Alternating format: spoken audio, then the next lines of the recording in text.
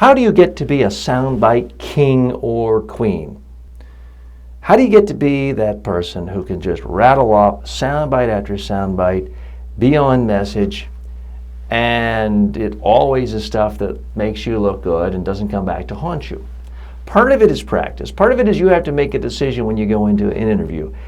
As you've heard in earlier episodes, I typically stress that you go into a media interview with 3 focused messages, a handful of sound bites for each one.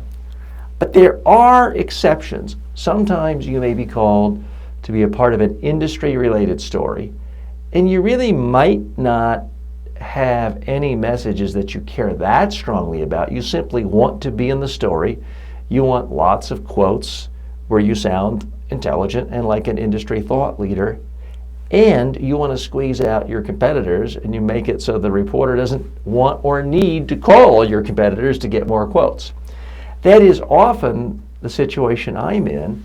If a reporter calls me doing a general story on public speaking tips or how should people deal with fear of public speaking, I might not care that much, but I want a lot of real estate in the story. I want to be able to squeeze out my competitors. And look, I love a lot of my competitors and they're wonderful, but this is competition. I want to showcase my own soundbite creation and speaking abilities, and this is a great chance for me to practice what I preach. So I do recommend sort of more of a freestyle form of interviews. You're taking your foot off the brake.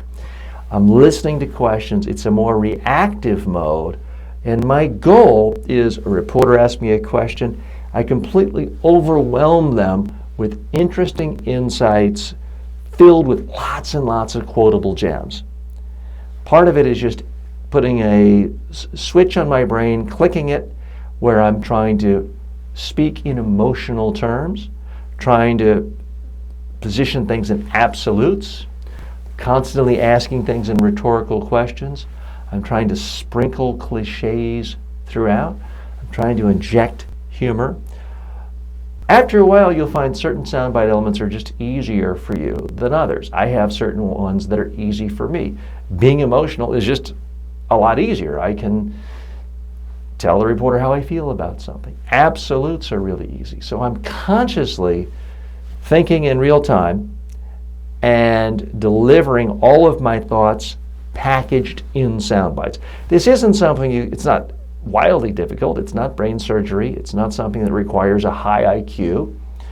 But it's not something you can do in your first interview or your first 10 or necessarily your first 100. Because if you're not completely comfortable, it's too difficult to think during the middle of an interview. It's something that is more of an advanced practice once you've done hundreds or in some cases thousands of interviews. So it is an option if you want to be seen as a true soundbite king and queen and someone that the reporter has to talk to on your issue. You want to up your game and get to the point where you've given the reporter so many fantastic, interesting insights and sound bites.